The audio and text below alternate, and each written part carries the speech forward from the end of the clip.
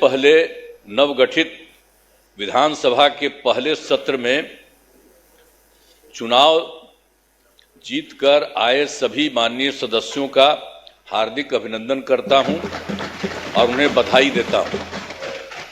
बिहार विधान मंडल के दोनों सदनों के संयुक्त अधिवेशन में माननीय राज्यपाल महोदय का अभिभाषण हुआ है।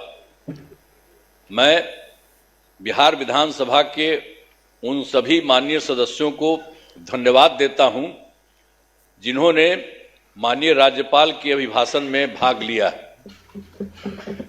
माननीय राज्यपाल महोदय ने अपने अभिभाषण में सरकार की उपलब्धियों एवं प्राथमिकताओं को विस्तार से बताया है और इसके लिए मैं माननीय राज्यपाल के प्रति आभार व्यक्त करना चाहता हूं और मैं सदन के समक्ष अपनी कुछ बातें रखना चाहता हूं। अब ये जानिए, आप सब जानते हैं कि 24 नवंबर 2005 को पहली बार एनडीए की सरकार बनी थी और तब से राज्य में कानून का राज है और हम लगातार 20 वर्षों से विकास के काम में लगे हुए हैं। बिहार का विकास करना ही हमारा मुख्य उद्देश्य रहा है।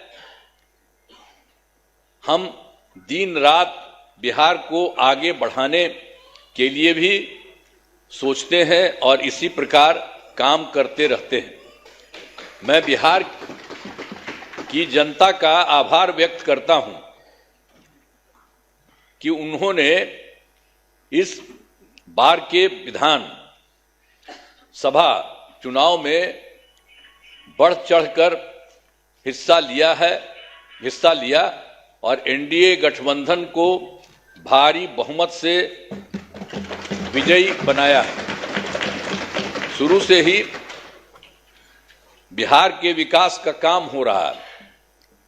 अब किसी प्रकार के डर एवं भय का वातावरण नहीं है। राज्य में प्रेम, भाईचारा एवं शांति का माहौल है। पहले कितना हिंदू मुस्लिम झगड़ा होता था, इसलिए वर्ष 2006 से ही कब्रिस्तानों की घेराबंदी शुरू की गई है।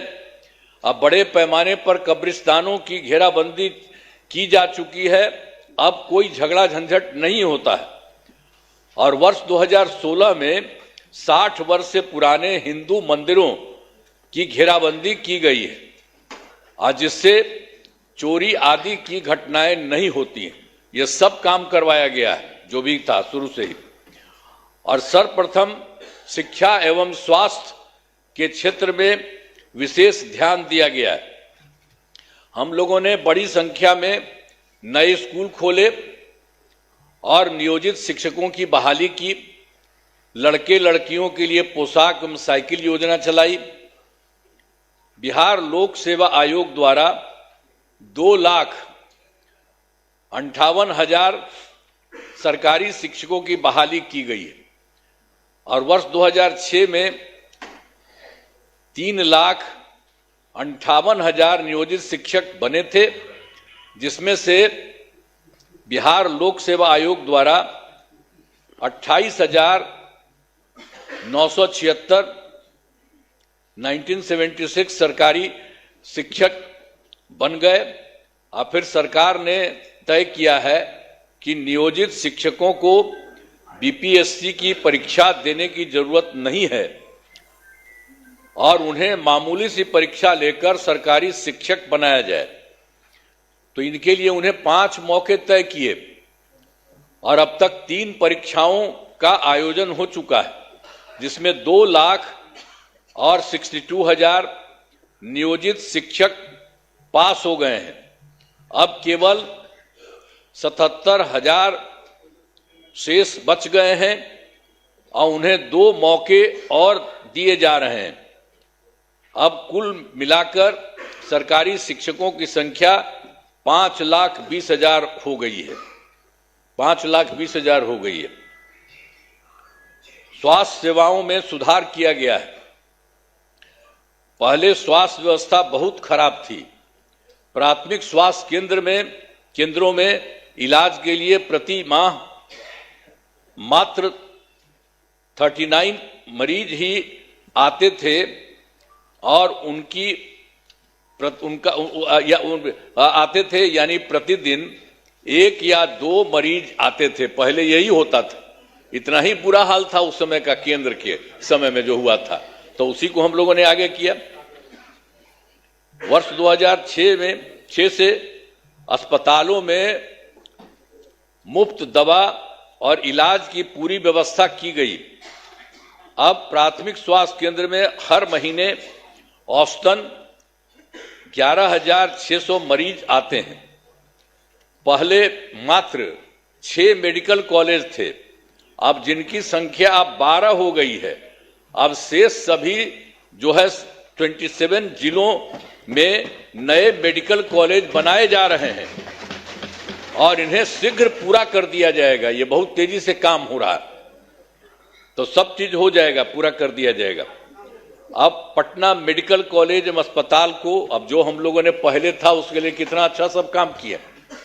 तो जो पहले वाला पटना मेडिकल कॉलेज अस्पताल था उसका हम कितना जा करके देखते हैं, कितना घर बनवाया गया है। सब जगह हम बराबरे न जाते रहते हैं।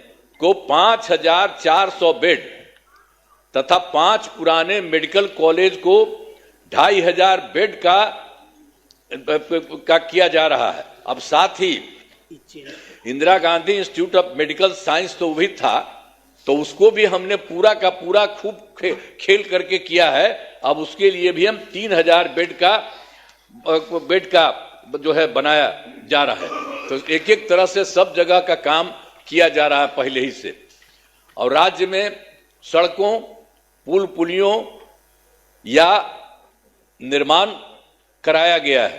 राज्य के सुदूर क्षेत्रों में 6 घंटे में पटना पहुंचने के लक्ष्य को वर्ष 2016 में पूरा कर लिया गया। जो हम लोग किए थे सड़क और पुल पुलिया, वो सब बनवाए थे, तो उसी में था जो दूर से पटना आने में हुआ था 6 घंटे में पटना पहुंचने के लक्ष्य को वर्ष 2016 में पूरा कर लिया गया।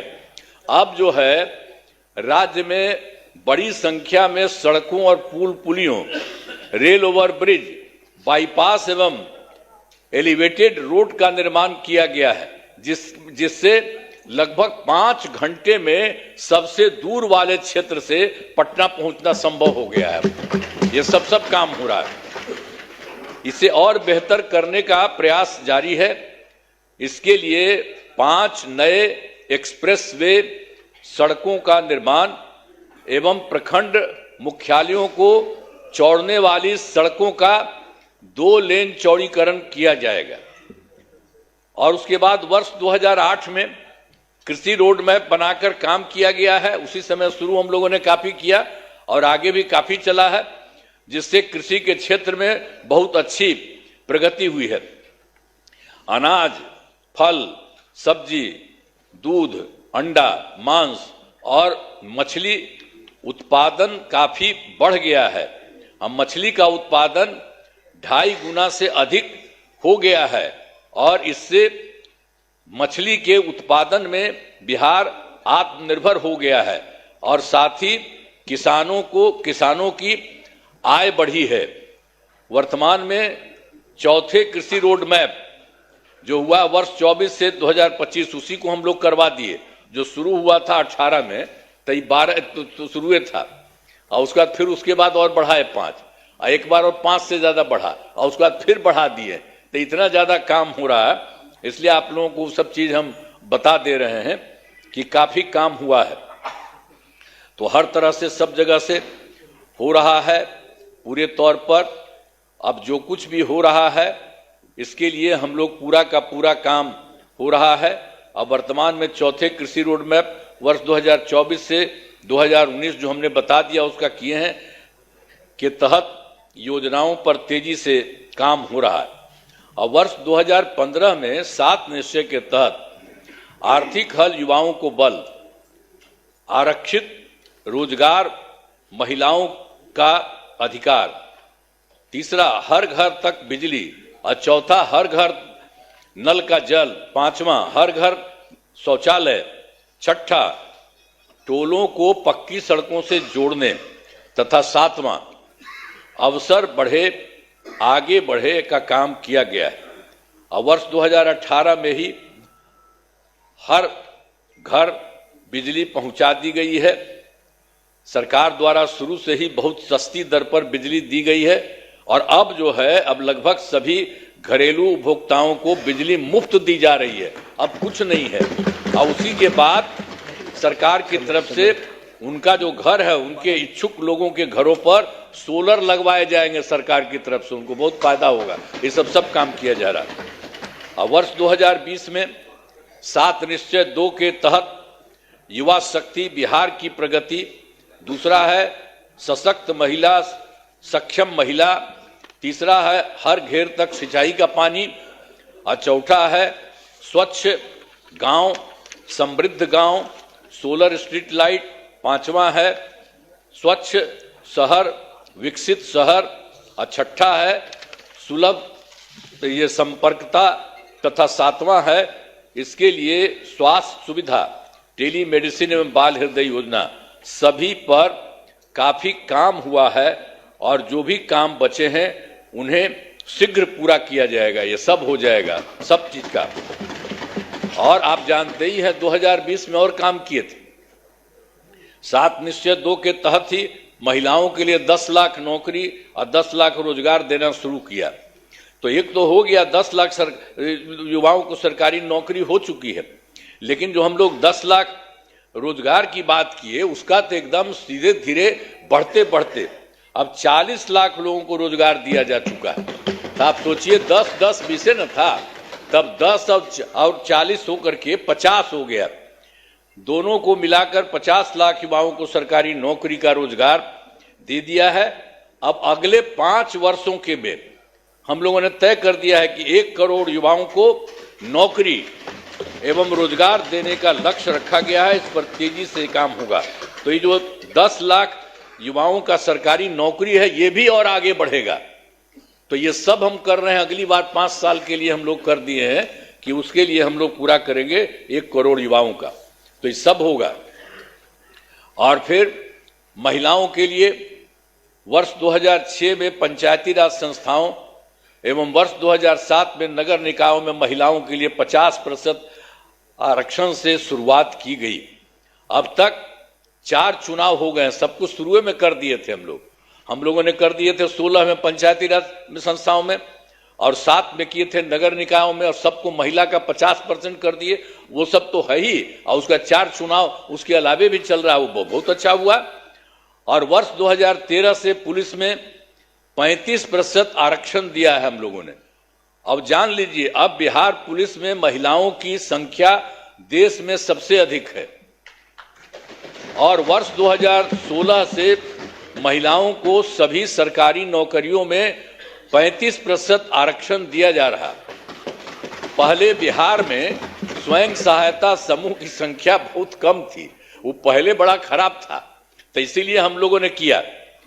वर्ष 2006 में विश्व बैंक से कर्ज लेकर राज्य में स्वयं सहायता समूह का गठन किया और उसका नाम हम लोगों ने जीविका दिया। जीविका दीदी भी कहते हैं। और कितना बढ़ा हुआ, अब स्वयं सहायता समूह की संख्या बढ़ गई और जीविका दीदियों की संख्या 1 करोड़ 40 लाख हो गई। अब इसके बाद हम लोगों ने 2024 में भी किया कि शहरी क्षेत्रों में भी नहीं होता है वो भी हो। अब शहरी क्षेत्रों में स्वयं सहायता समूह का गठन हो रहा।